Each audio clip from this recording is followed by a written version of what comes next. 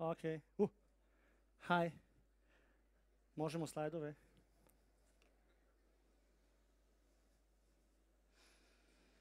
Okay, hi. This is going to be in English. I don't know why. I thought this was supposed to be in English.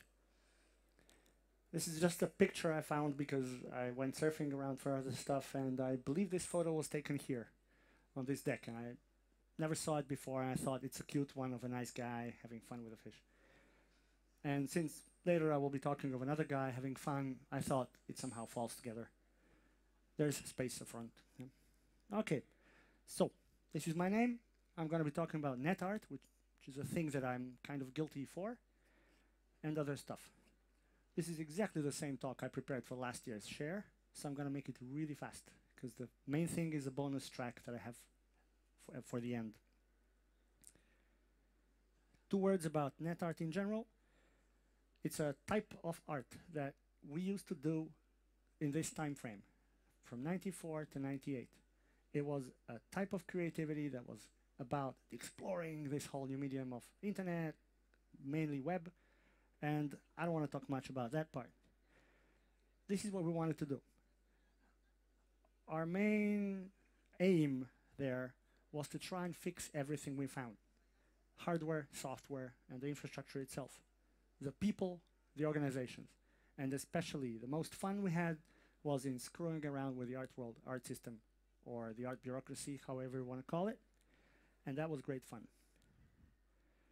The thing we believed in, most of us kids, was that, all of the history of art was only the substitute for the internet. Now that we have the web, we can finally do everything that all these generations of progressive avant-garde artists were willing to do, but couldn't somehow because of a lack of technological means and interconnectedness.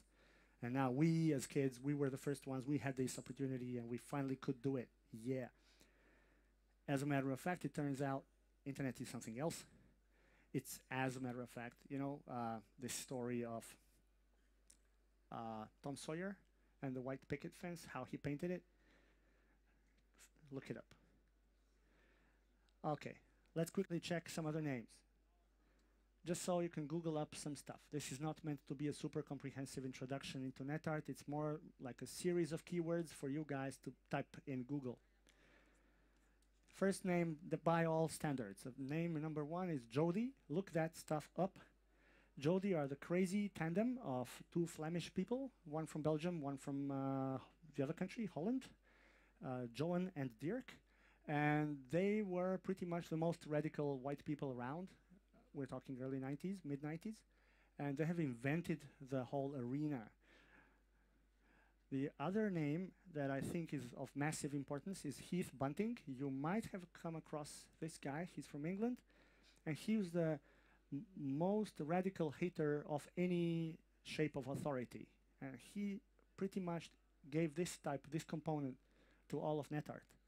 He's really crazy. He used to read a lot of situationism in the 80s, and then this kind of formed his way of thinking.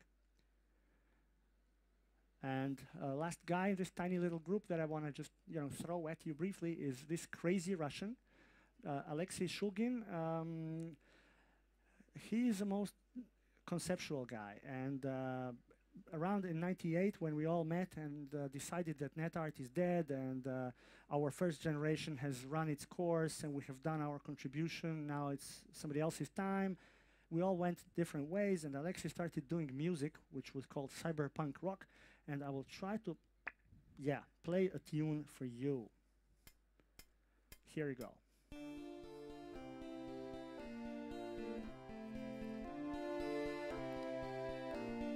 Although it's brown and the sky is gray,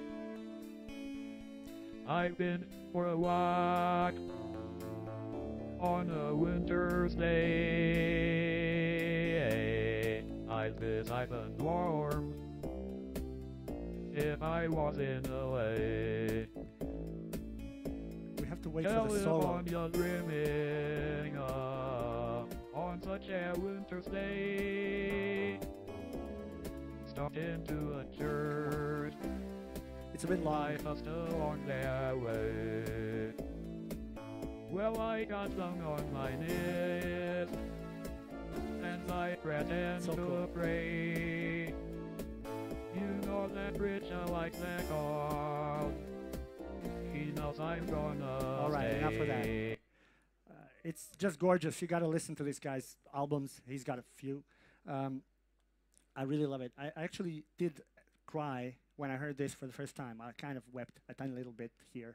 This here. All right, I'm going to show you briefly a few things of mine. It's all online. It's stupid to show online stuff like this. We used to call it a demo, so we would justify the travel expenses when we would go around festivals. But actually, you get to see it all online. So here it goes. This is a small series of airport icons. It was called History of Art for Airports. We're going to be fast now. This is Venus of Milos, you know. This guy is Saint Sebastian, you know, the toothpick commercial. This is Pietà, you might know. This is Duchamp, obviously. Right? And this is another piece, also in '97. It just turned out that there was, again, the 5th year, and our German friends made this Documenta exhibition, which is, you know, the regular thing. And in '97, all this online stuff was all new and sexy and hot, and they commissioned a few guys to do online stuff. But then somehow about a month before the end of the show, they came out with a press release saying, we are taking down the website of Documenta in about a month with the ending of the exhibition itself, and we're going to sell the thing on a CD in our museum shop. And I said, fuck yeah. We were all in these debates about private space, public space, about fencing the internet. We had this mailing list called Netheart, it's still alive, about internet theory, and these debates were strong. And so what was the obvious thing to do? Use the 4-letter word we get. It's a way to copy a full website.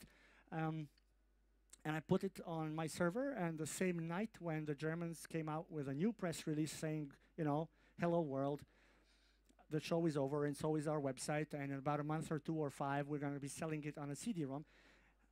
With the help of that guy, Heath Bunting, the English guy, I managed to put my hands on a copy of the list of addresses of emails that the Germans were using, and I sent another email to everybody in the world, very many addresses, saying, you know, Lady DX dies in an attitude crash. I said just, you know, actually the website is still alive and it's on my server. And this happened to be quite a big thing back in '97. For those of you who, for unknown reasons, went to art schools, this was like a ready-made détourné. We can talk about this later in my 5-minute room. I won't go bugging you with actual theory in French right now, not from the stage. Okay, next thing for me, after, you know, this basic Netheart stuff, was ASCII art. I've done quite a few things there, all in '98. Main stuff was in done and then. And this is a little movie. This is a scene from a classic called Deep Throat. The person on the left is Linda Lovelace. She's playing Linda Lovelace. And the person on the right is Harry Reams. He plays the doctor.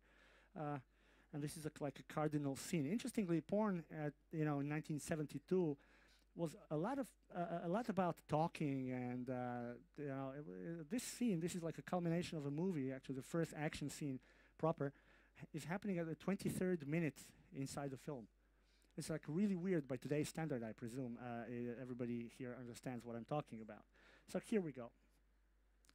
This is a tiny little thing I've done. This is a portrait of my wonderful wife over there, and myself and our daughter, who is now much bigger than in this picture. And this is a little joke. You see, this is Latin ASCII, and then I've done a few more.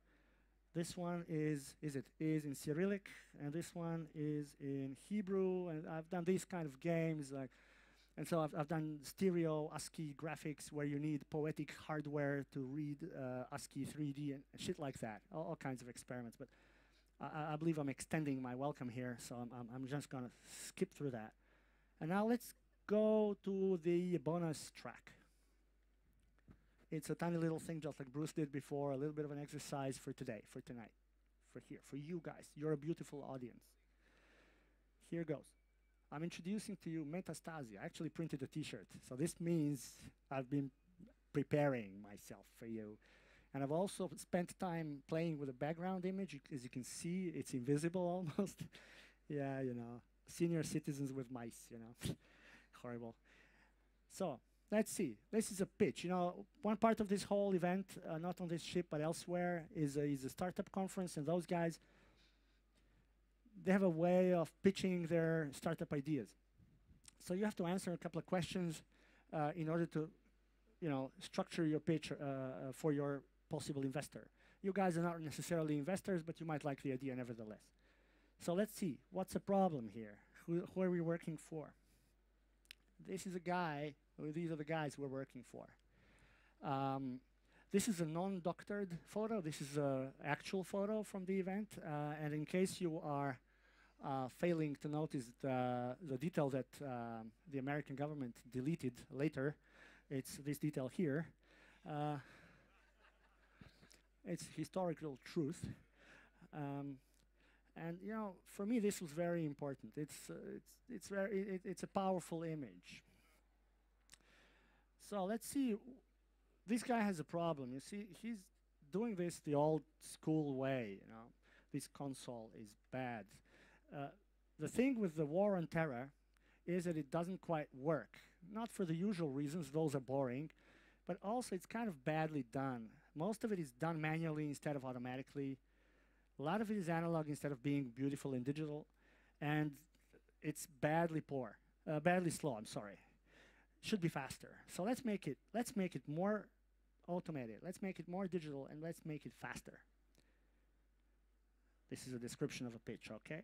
So we need to combine two APIs, application programming interfaces. One of them is this one here. This thing doesn't have an API, which is a shock for me.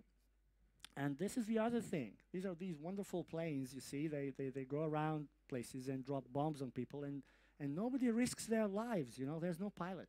It's wonderful, right? So what I'd like to do, what I'd like to propose is to generate a thing where we would combine the advantages of these two beautiful pieces of technology. There should be an app for that. This should not be manual. This should not be analog. This should not be so slow. It should be fucking fast, furious. Shock and awe. Let's see some shock and awe. I'm introducing to you the Stasi App. It's an app for the guy. You install the app. It works in both iOSs, even in the fresh one. It's the one below. You have to be sure that it's on the drone mode. You can see that there. I'll show it to you. It's here. Some of you may not be familiar with the latest iOS developments, and so I need to be very serious about that. It's like with the flight mode in the regular people's iPhones, only better. And I believe that this app would be best possible if it would have a clear and clean notification system that provides the opportunity for the user to go to direct action. So this is how I think it should look. There should be a notification module that tells you, our Prism thing has noticed suspicious activity over there. There's a guy out there in the landscape somewhere doing something sick, you know, something bad for democracy and freedom and our way of life. And then, you know, the other API, the drone thing, it's always somewhere, should just pick up that signal, leave me a little, to the user obviously, a little option to just execute and just do it, man. One little red button in Obama's hands and anybody anywhere in the world is done, man. I think this is beautiful. We should have that app. And you guys just happen to be some neglectable collateral damage, you know, fuck you. Yeah. Okay. As a matter of fact, there's actual literature about all this. I was just, you know, trying to have a funky afternoon in my air-conditioned room, and I had one, and it was cool. There's a beautiful article in this last issue of Technology Review. This is like a school magazine from MIT. It's quite nice. Actually, I have this PDF on me somewhere on the machine, so, you know, sharing is caring. Bring your USB. And another thing is this here book. Please go out and read it if you're interested in where this thing is going. And this is what I believe Netheart is today. And the only true net artist in that sense is Barack Obama, who has the right finger on the right switch. And this is it from me. This is contacts. Feel free to get in touch. This is from hospital in Ljubljana. She's deaf and mute and stuff, and she's talking to a friend. That's quite cool, huh? An optimist little movie, and the little thingy for the end.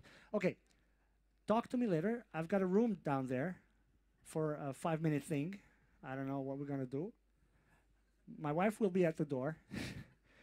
Careful about this. I hope you don't mind me being so short. I wanted this to be dense, if at all possible, but somehow the numbers seem to increase and not decrease, so I feel good about myself right now. And that's it. Don't be strangers. See you at school. Bye.